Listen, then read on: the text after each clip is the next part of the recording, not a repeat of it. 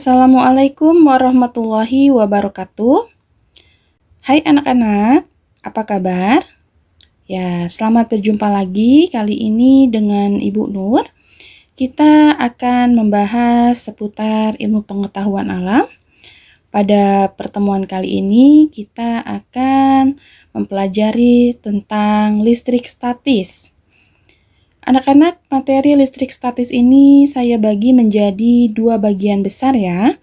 Jadi ada bagian yang pertama dan ada bagian yang kedua. Pada pertemuan kali ini kita akan mempelajari tentang listrik statis bagian yang pertama. Apa saja yang akan kita pelajari pada listrik statis bagian pertama ini? Ya, materi yang akan dipelajari pada listrik statis bagian pertama ini ada 6 submateri. Yang pertama, peristiwa perpindahan elektron.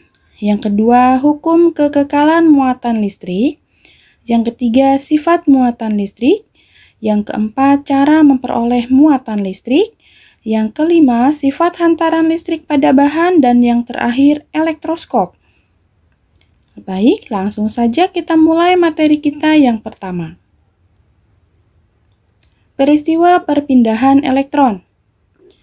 Pada materi peristiwa perpindahan elektron ini, anak-anak berkaitan dengan interaksi antara dua bahan ya. Ya, apa saja? Di sini Ibu sudah sajikan dua pembahasan. Yang pertama, interaksi antara kain wol dan penggaris plastik. Bagaimana penjelasannya? Simak baik-baik. Di sini disiapkan dua bahan, ada kain wol dan penggaris plastik. Mula-mula kedua bahan ini bersifat netral. Anak-anak, netral berarti jumlah proton dan jumlah elektronnya sama ya. Nah, bagaimana ini bisa berubah menjadi bermuatan? Caranya cukup dengan menggosokkan penggaris plastik dengan kain wol. Setelah digosok, terjadi perpindahan antara kain wol dan penggaris plastik, yaitu elektron dari kain wol berpindah ke penggaris plastik. Sehingga kain wol kekurangan elektron sehingga bermuatan positif, sedangkan penggaris plastik menjadi bermuatan negatif karena kelebihan elektron. Kemudian berikutnya adalah kain sutra dan batang kaca. Tidak terlalu berbeda dengan kain wol dan penggaris plastik. Jadi pada mulanya kaca dan kain sutra ini bersifat netral ya. Kemudian kaca digosok dengan kain sutra, terjadilah perubahan muatan ya. Elektron dari kaca berpindah ke kain sutra sehingga kaca kelebihan proton atau kekurangan elektron sehingga bermuatan positif, sedangkan kain sutra bermuatan negatif karena kelebihan elektron ya, elektronnya diterima dari kaca tadi, seperti itu. Masih berkaitan dengan penjelasan yang pertama ini, nah ya anak-anak, perhatikan penjelasan berikutnya. Hukum kekekalan muatan listrik. Dari dua kegiatan yang tadi kita lakukan, penggosokan, terjadilah perpindahan elektron. Namun dari perpindahan elektron ini, anak-anak tidak akan mempengaruhi jumlah elektron yang ada. Jadi jumlahnya akan tetap sama. Perhatikan bunyi hukum kekekalan muatan listrik berikut.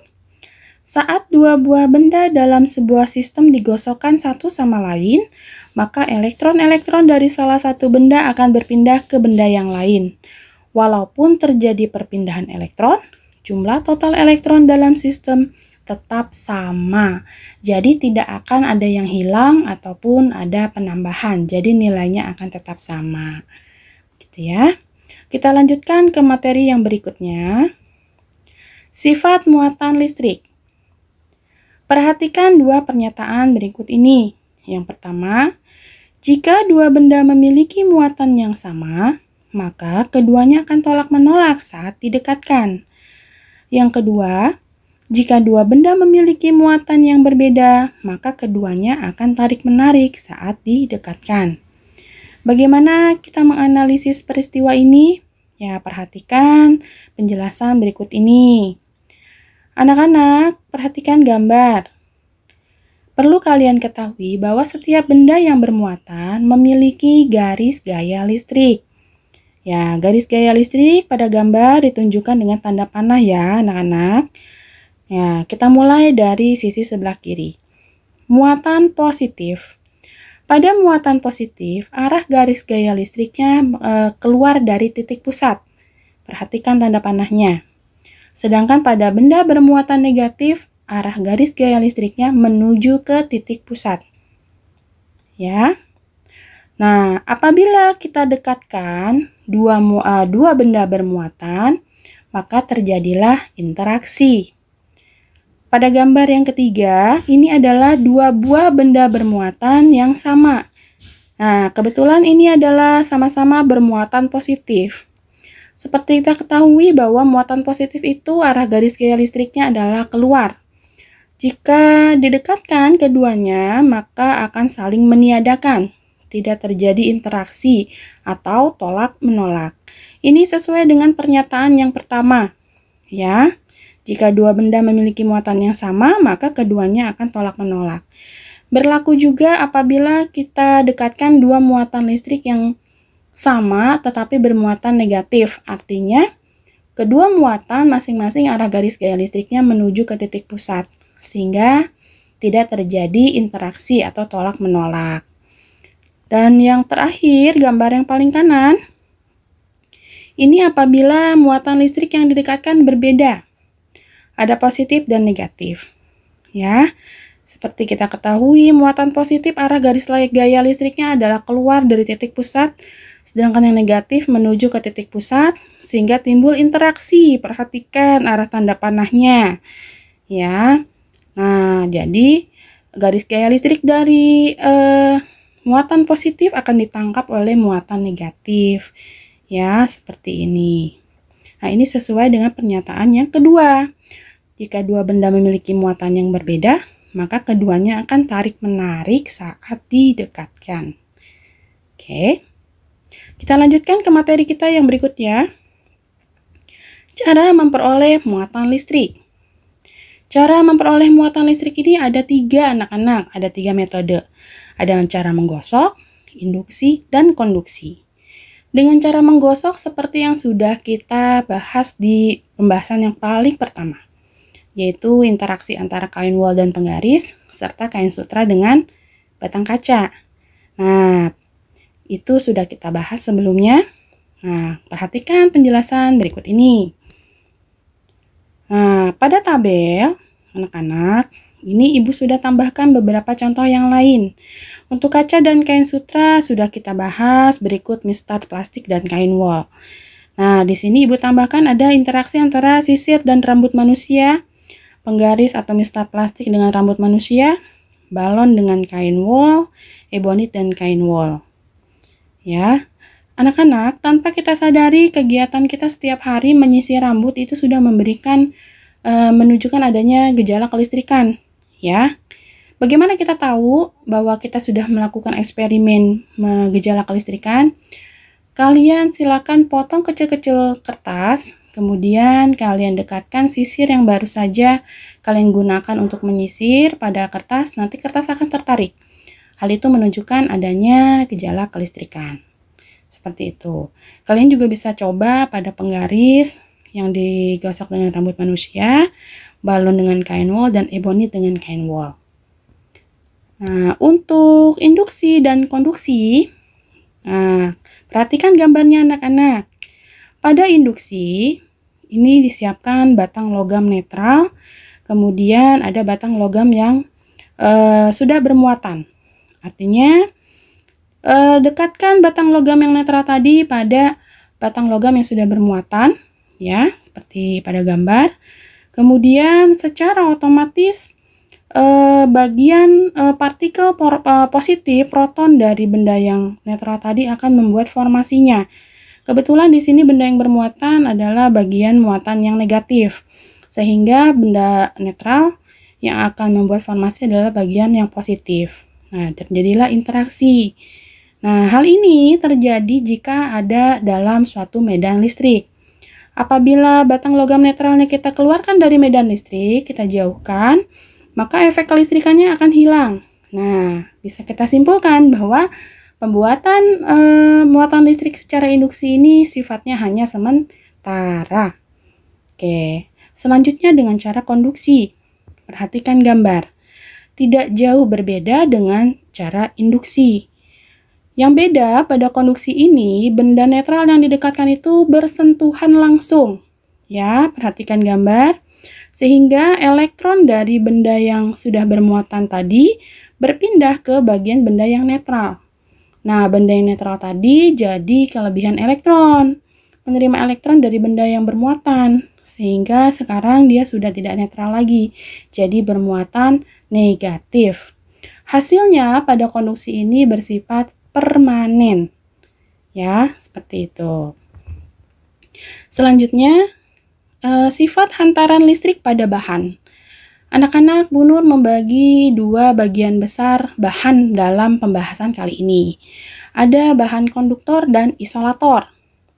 Konduktor adalah bahan-bahan yang memungkinkan arus listrik melaluinya, atau dengan kata lain, bahan-bahan yang dapat menghantarkan arus listrik.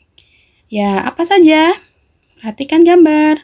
Di sini ada tembaga, besi, aluminium, kuningan, emas, baja, raksa, dan perak. Ini adalah bahan-bahan yang biasa digunakan pada rangkaian listrik di rumah-rumah, gedung, dan alat-alat elektronik.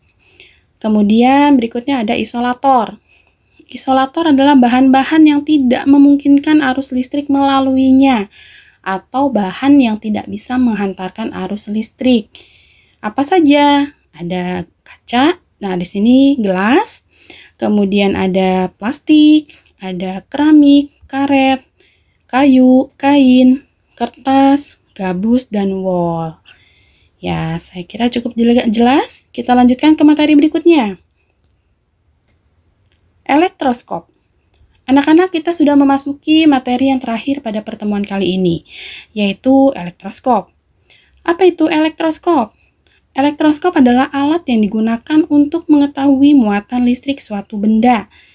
Jadi, kalau kita mau tahu muatan listrik suatu benda, kita bisa menggunakan alat yang disebut elektroskop. Bagaimana bentuknya? Perhatikan gambar berikut ini. Bagian A itu adalah diagram dari elektroskop. Ya, secara garis besar elektroskop ini dibagi menjadi 3 bagian, yaitu bagian knob atau kepala elektroskop, kemudian batang logam atau leher elektroskop, kemudian ada daun logam. Ya, ini bagian yang sebagai indikator dari muatan suatu benda. Jadi indikatornya nanti akan terlihat dari mekar atau menutupnya daun logam ini. Ya, kenapa disebut daun? Karena bentuknya kepingan.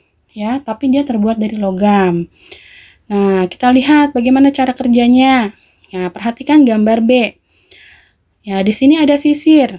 Anggap saja kita tidak tahu sisir ini bermuatan positif atau negatif. Cara kerjanya cukup dengan kita dekatkan pada kepala atau knob elektroskop. Maka secara otomatis kepala elektroskop akan memberikan informasi melalui batang elektroskop kepada daun elektroskop. Ya, elektron dari kepala elektroskop akan bergerak menuju ke daun logam, kemudian dia akan menutup. Dengan demikian, menutupnya daun logam ini menunjukkan bahwa sisir bermuatan negatif. Seperti itu. Kemudian bagian C, di sini ada batang kaca. Sama, anggap saja kita tidak tahu batang kaca ini muatannya apa. Cara kerjanya sama dengan sisir, cukup didekatkan dengan kepala elektroskop, kemudian secara otomatis kepala elektroskop akan memberikan informasi ke bagian daun logam, sehingga nanti di sini ada pergerakan elektron. Ternyata elektron bergerak ke atas, sehingga daun logam menjadi membuka atau mekar. Membuka atau mekarnya daun logam ini menunjukkan bahwa batang kaca bermuatan positif. Ya, jadi seperti itu ya anak-anak cara kerja elektroskop. Baik, anak-anak, materi kita yang terakhir sudah kita bahas. Terima kasih atas perhatian kalian.